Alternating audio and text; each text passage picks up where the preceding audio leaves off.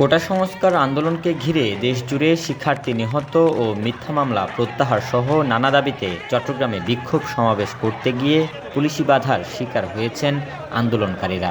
দফায় দফায় ধস্তাধস্তির পর আন্দোলনকে ছত্রভঙ্গ করতে এক পর্যায়ে টিয়ার শেল ও সাউন্ড গ্রেনেড ছুড়ে পুলিশ। সোমবার বিকেল ৩টায় আন্দোলনকারীদের পূর্ব ঘোষিত প্রেস ক্লাবের সামনে পুলিশ বিজিবির ব্যাপক উপস্থিতি থাকলে চেরাগী মোড়ে জড়ো হতে থাকে শিক্ষার্থীরা। পরবর্তীতে দফায় দফায় ১৬ জনকে আটক করে পুলিশ।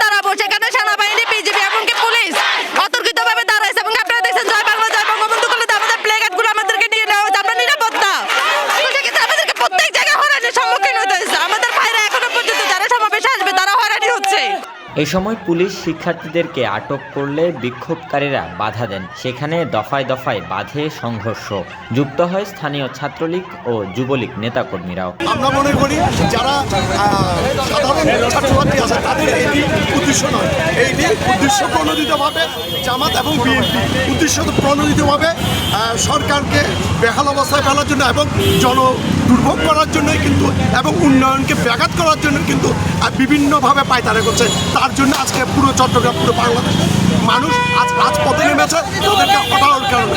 আর কোনো উদ্দেশ্য আমাদের নেই। আমাদের উদ্দেশ্য হলো জনগণের নিরাপত্তা বিধানের জন্য আমরা বিভিন্ন জায়গায় অবস্থান করি। আন্দোলনকারীদের ছত্রভঙ্গ করতে এক পর্যায়ে টিয়ার শেল ও সাউন্ড গ্রেনেড ছুড়ে পুলিশ।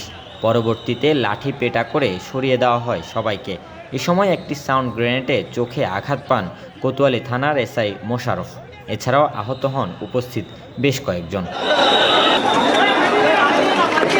পরবর্তীতে বিকেল ৫টার দিকে নগরের আন্দরকিল্লায় একদল বিক্ষোভকারীদের সাথে সংঘর্ষ হয় পুলিশের। পরে সাউন্ড গ্রেনেড ও টিয়ার শেল নিক্ষেপ করে পরিস্থিতি নিয়ন্ত্রণে আনা হয়।